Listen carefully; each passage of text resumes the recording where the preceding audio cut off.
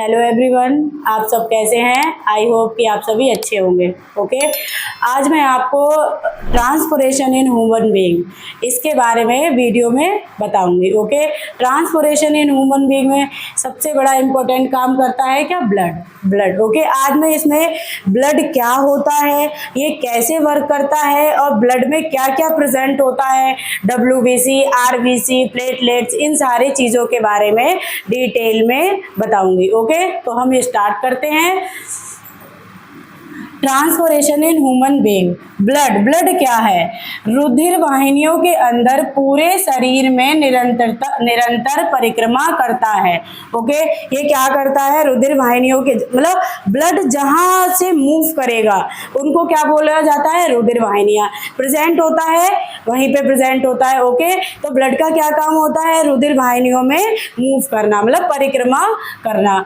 अब एक्चुअल में ब्लड पाया कहाँ जाता है? सभी लोग के सोचते होंगे कि ब्लड हमारे बॉडी में कहाँ पाया जाता है। ब्लड हमारे स्टमक में एक पार्ट होता है प्लीहा, उसमें प्रेजेंट होता है। ओके, और इसको जो प्लीहा होता है स्टमक में उसको क्या कहते हैं? ब्लड बैंक में बोला जाता है। क्या बोला जाता है? ब्लड बैंक, क्योंकि इसमें ब्लड हमारा स्टोर रहता है, इसीलिए इसको ब्लड बैंक कहा जाता है।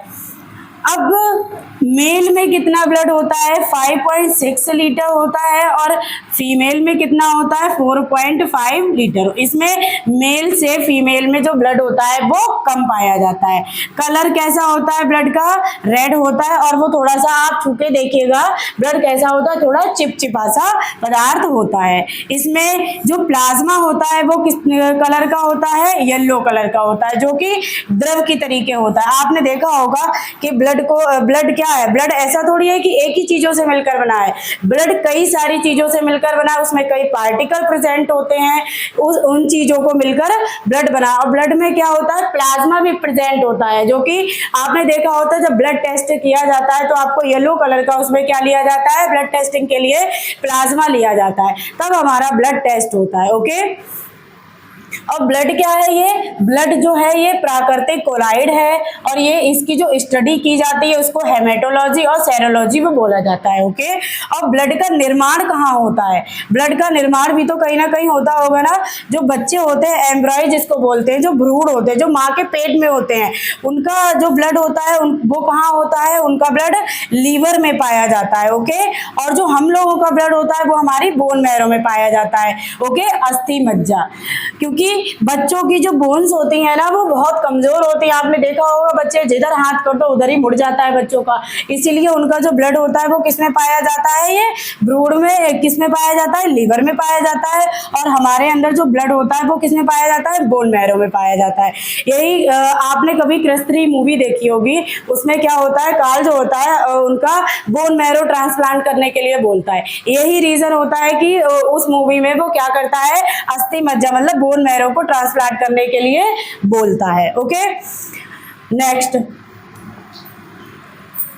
अब आते हैं स्ट्रक्चर और blood. Structure of blood. Blood में क्या क्या चीजें पाई जाती हैं? ओके, ब्लड रुधिर के दो प्रमुख भाग होते हैं। ब्लड के कितने भाग होते हैं? दो प्रमुख भाग होते हैं। नंबर 1 प्लाज्मा और नंबर से रुधिराणु। ओके, प्लाज्मा और रुधिराणु को क्या बोलते हैं? ब्लड कार्पोसल्स। ओके, अब हम बात करते हैं प्लाज्मा की। पहले हम डिटेल में प्लाज्मा को समझ लेते हैं। प्लाज्मा क्या होता है?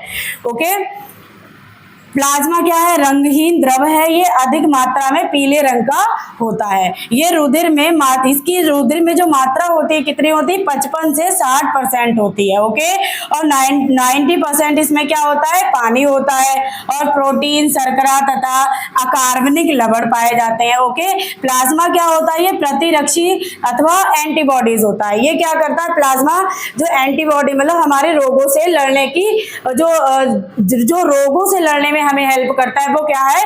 प्लाज्मा। ओके, हमारी बॉडी में ये रक्षा के रूप में भी जाना जाता है। ओके, नेक्स्ट रुधिर प्लाज्मा के कार्य। अब बात करते हैं कि प्लाज्मा के कार्य क्या होते हैं। ओके, तो प्लाज्मा का कार्य क्या है? नंबर 1 परिवहन, रुधिर में द्रव की मात्रा को स्थिर रखना, मतलब द्रव जो रुधिर में जो द्रव पाया जाता है जिसकी वजह से लिक्विड बनता है द्रव का, उसकी मात्रा को स्थिर रखना, रुधिर की हानि को रोकना, मतलब कभी किसी व्यक्ति में होता है ब्लड की कमी हो जाती है, उसको पूर्ति को बनाए रखना।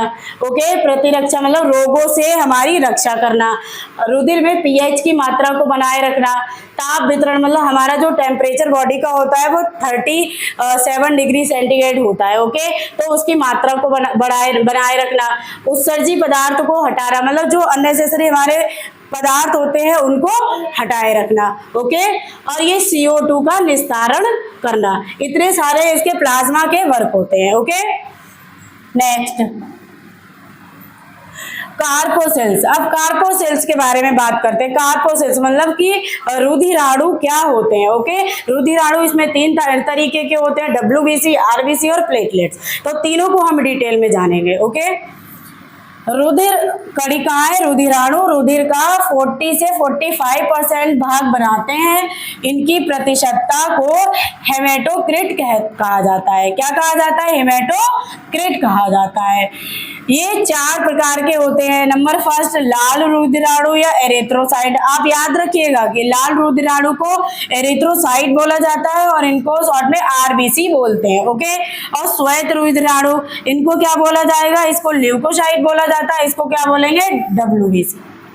ओके, नंबर 3 क्या होता है? रुधिर प्लेटलेट्स होती हैं, इनको क्या बोला जाता है? थ्रोम्बोसाइट्स। ओके, और नंबर 4 आता है स्पिंडल कोशिकाएं, जो कि ये थक्का बनाने का कार्य करती है। ओके, ये प्लेटलेट्स में भी पार्टिसिपेट करती हैं।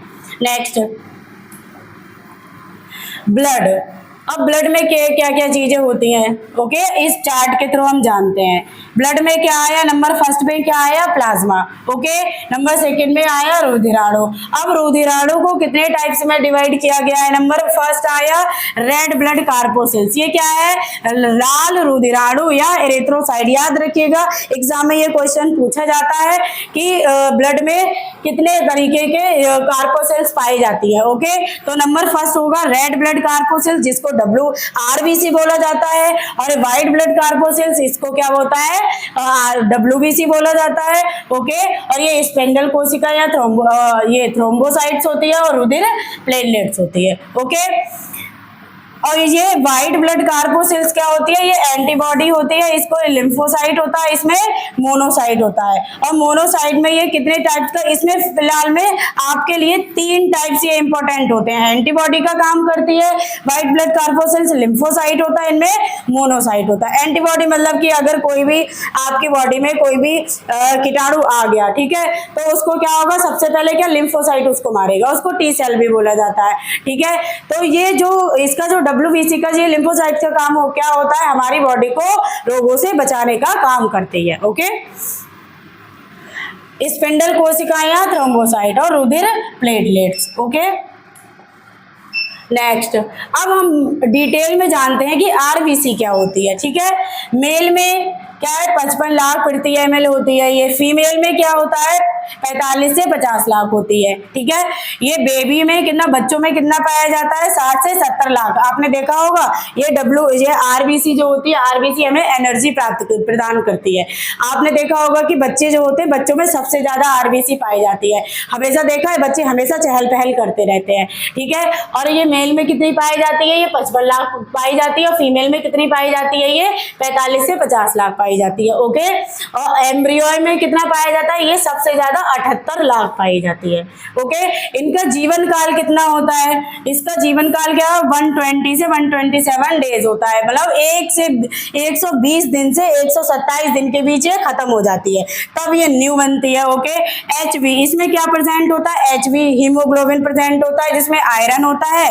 ओके, आपने देखा होगा कि ये मनुष्य में जो मेल होता है, मेल में 55 लाख पाई जाती है और ये फीमेल में 45 से 50 लाख पाई जाती है। क्यों? क्योंकि इसमें जब मेल में है इनकी संख्या कितनी होगी, 55 लाख होगी, और फीमेल में इससे कम होगी। तो क्या होगा, इनमें मेल में जो एनर्जी होगी, जब एनर्जी ज्यादा होगी तो क्या होगा, उनमें HB भी ज्यादा होगा। जब HB ज्यादा होगा तो आयरन भी ज्यादा होगा। इसीलिए जो फीमेल के अकॉर्डिंग मेल होते हैं वो ज्यादा स्ट्रांग होते हैं। ओके, और जो एम्ब्रॉय होते हैं उनमें कितना पाया जाता है, 78 लाख पाया जाता है। ठीक है, ये क्या है आपका, haemoglobin plus oxygen plus oxy haemoglobin, ये क्या काम करता है, ये ऑक्सीजन वाहक का कार्य करता है। ओके, नेक्स्ट, श्वेत रुधिराणु या ल्यूकोसाइट्स। ओके, इसको क्या बोलेंगे, ल्यूकोसाइट्स और WBC, इसको क्या बोलते हैं, WBC भी बोलते हैं। इनका जीवन काल क्या होता है, 4 डेज, ये 4 डेज में ही होके खत्म हो जाती है। ओके, इनकी संख्या कितनी होती है, 5000 से 9000 प्रति ml होती है। ये बीमारी में इनकी संख्या बढ़ जाती है। अगर किसी की ये WBC बढ़ जाती है तो ये समझ लीजिए वो किसी भी कीटाणु से इन्फेक्टेड हो गया है। इनकी कोशिका द्रव्य में HB नहीं, इसमें हीमोग्लोबिन नहीं होता है।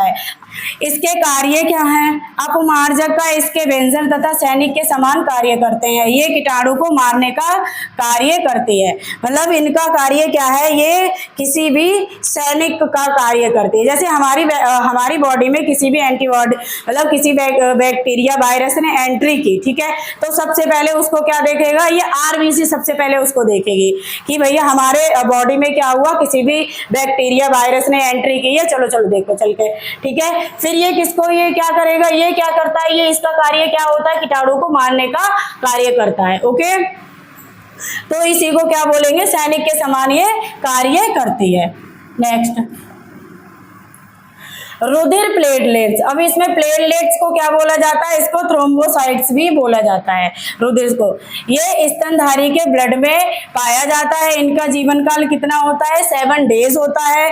और इसमें ये क्या करता है, ब्लड का थक्का बनाने में हेल्प करती है। इसकी कितनी संख्या होती है, 2.5 लाख से होती है। ठीक है, ये इसमें केंद्रक प्रेजेंट होता है, इसमें केंद्रक प्रेजेंट होता है, तो इसका क्या होगा, DNA टेस्ट हो सकता है। ठीक है, ब्लड का थक्का, आपने देखा होगा कभी किसी व्यक्ति को डेंगू हो जाता है तो उसकी प्लेटलेट्स कम हो जाती है, तो आपने देखा जब उसकी प्लेटलेट्स ज्यादा ही कम हो जाती है तो उसका ब्लड फ्लो होने लगता है, ब्लड बहने लगता है।